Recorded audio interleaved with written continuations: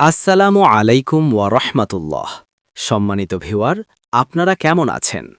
নিশ্চয়ই আমি একটি কোরআনের একটি সত্য ও শিক্ষণীয় গল্প বলছি।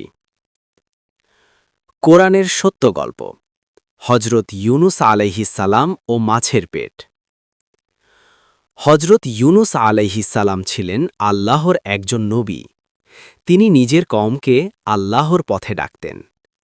কিন্তু দীর্ঘদিন দাওয়াত দেওয়ার পরও তার কওম কথা মানছিল না। এতে তিনি মনক্ষুণ্ণ হয়ে আল্লাহর অনুমতি না নিয়েই এলাকা ত্যাগ করেন। পথে তিনি একটি নৌকায় উঠলেন। নৌকাটি গভীর সমুদ্রে পৌঁছালে ঝড় শুরু হয়। নৌকা হালকা করার জন্য লটারি করা হলে হজরত ইউনুস আলাইহিস সালামের নামই ৩ বার ওঠে। তখন তিনি নিজেই সমুদ্রে ঝাঁপ দেন।